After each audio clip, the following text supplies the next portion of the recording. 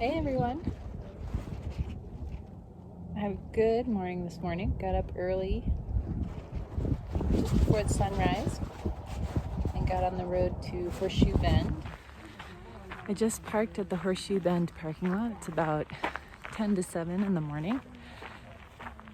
For those of you who don't know, Arizona is on standard daylight time, which at this time of year equates to Pacific time.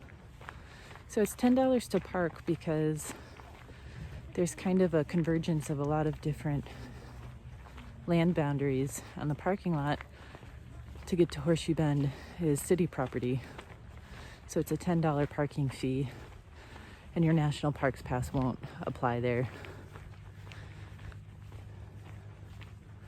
But Horseshoe Bend is on federal land, and then there's also land in the Navajo Nation that are all kind of commingling here.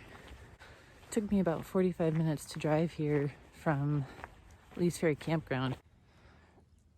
I'm here at Horseshoe Bend, and it's just after sunrise.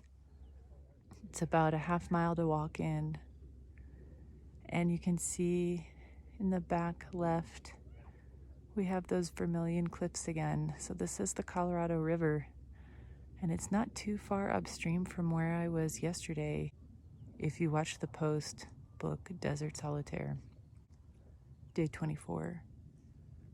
The Colorado River is amazing. This rock is amazing. I'm heading back to the car now. I'm gonna go find some coffee and some breakfast. I went to a coffee shop in Page and just kind of got my bearings and caught up on the blog page. You can check out my 42 days page and see kind of the route that I've been taking and where I've been each night until I arrived here. I decided not to explore any further in Page. A lot of things are closed. The Navajo Nation tribal parks are all closed.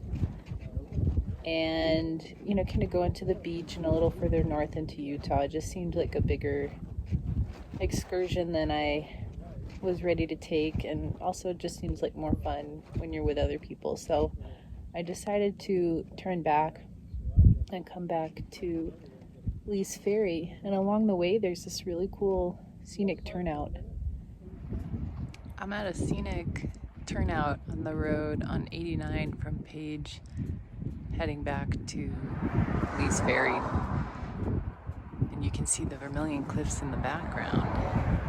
Zoom in the canyon made by the Colorado, but also, for those of you who know, that Buc-ee's, that big round yellow sticker.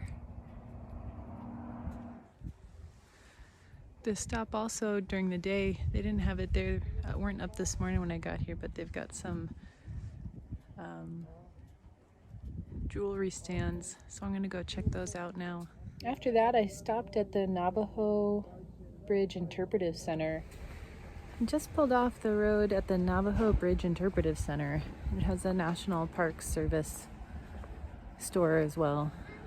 It's really near my campsite at Marble Canyon.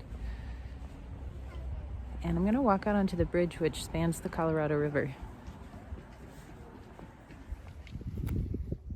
So this bridge crosses the Colorado River. It was built in 1928, building from each side and then meeting in the middle. Now it's just for pedestrians. They built a second bridge right next to it that is capable of carrying heavier vehicles of modern times. This was built in 1994. And it used the same technique, building from both sides and then meeting in the middle. I kind of drove on 89A towards Kanab. There's some historical markers along the way from the Dominguez Escalante expedition.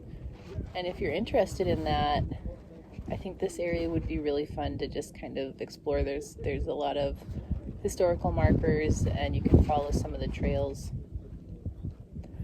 But I ended up turning around, and I came back and stopped again at the Navajo Bridge Interpretive Center, and there was just a flock of California condors.